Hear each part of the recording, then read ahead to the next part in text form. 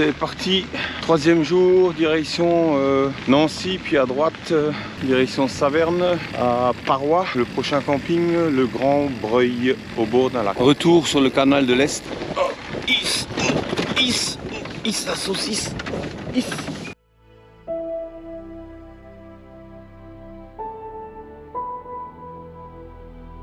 Me voilà de retour le long de la Moselle, sur la V50, la voie bleue comme ils appellent ça. Pour l'instant, c'est très industrialisé, mais ça va changer. Après un petit passage au centre de Thaon-les-Vosges, je me suis bien sûr octroyé mon petit croissant de tous les jours. Et maintenant, c'est retour le long de la Moselle. Ah là, je suis plutôt bien entouré, hein. Il y a la Moselle à droite, le canal de la Moselle ici, le train là-bas et ma piste ici. Cette piste, elle est vraiment trop cool. Le canal de la Moselle et sa piste cyclable et la Moselle. Voilà, 30 km de fait. Je dois dire que pour l'instant, franchement, la piste cyclable là, elle est géniale. La ville de Charmes vous accueille.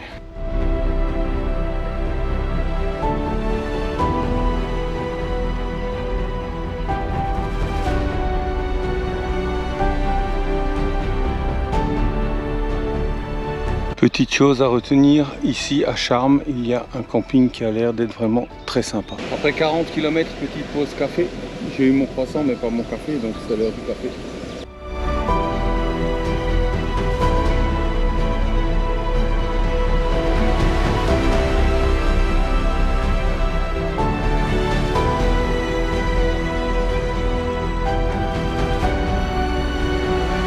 Ici c'est d'un calme et d'un paisible, c'est incroyable.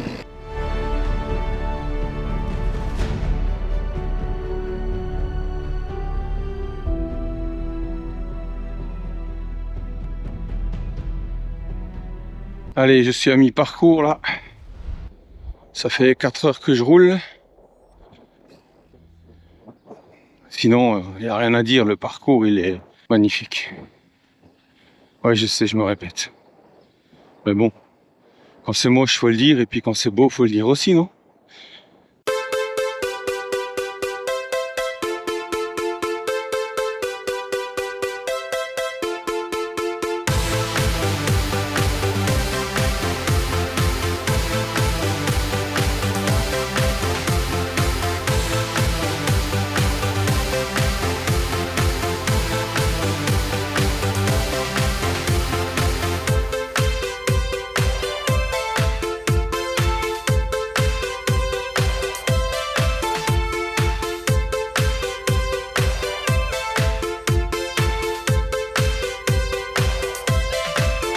Bon, je me suis fait un petit détour pour venir au bord de ce lac, histoire de manger.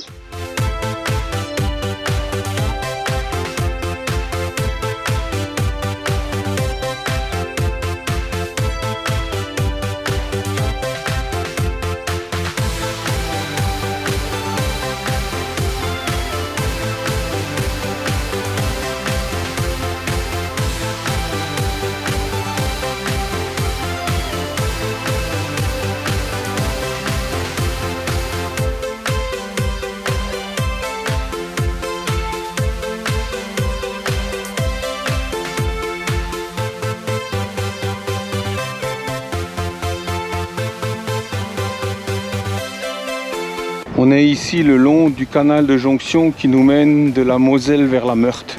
Monsieur le Héron en plein milieu de la piste cyclable.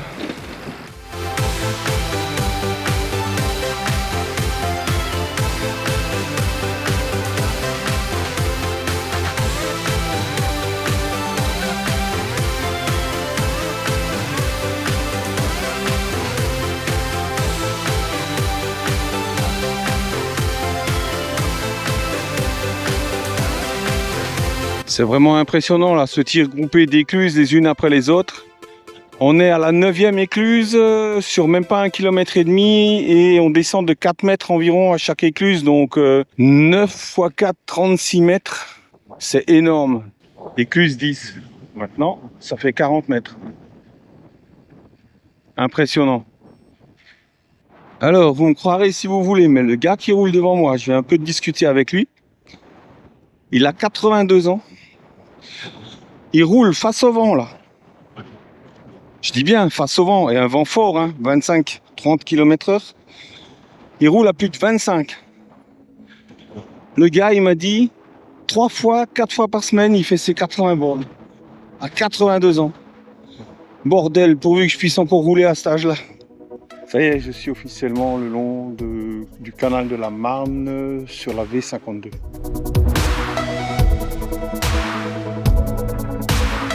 C'est une véritable autoroute ici. La portion de mon périple aujourd'hui, par rapport aux autres jours, je n'ai pas trouvé une seule fontaine en cours de route. Ce qui veut dire que si on veut s'approvisionner en eau, si on n'a pas suffisamment de réserve, il faut quitter la piste cyclable et rentrer dans les villes ou dans les villages pour aller acheter de l'eau. C'est le seul point négatif pour l'instant sur ce parcours.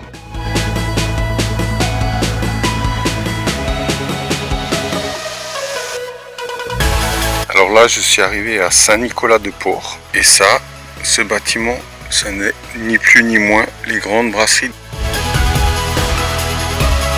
Et cette église qu'on voit dans le fond, c'est la basilique de Saint-Nicolas-de-Port.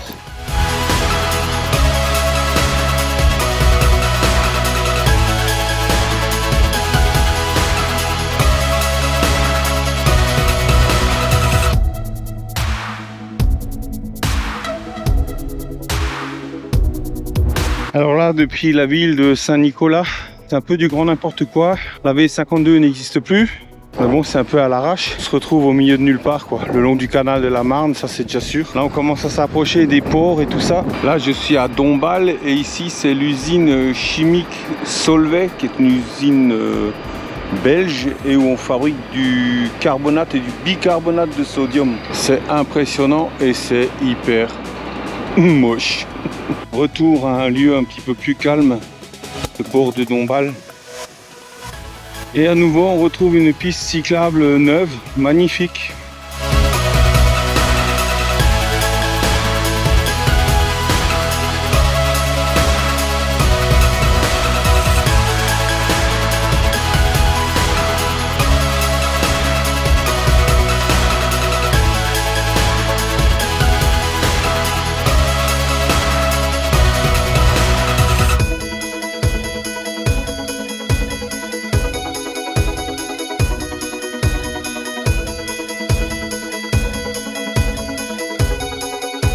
Aménagement de la V52 sur une petite route.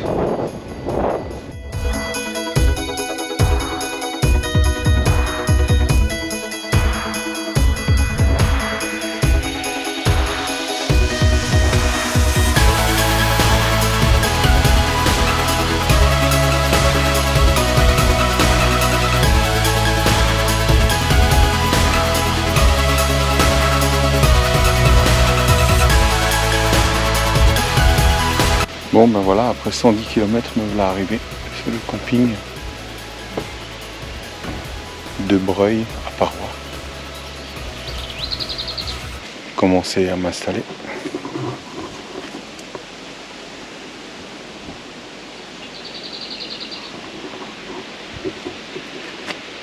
Je pense que l'emplacement est assez grand pour moi.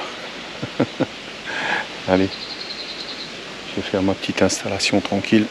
Déjà boire un bon coup. Go.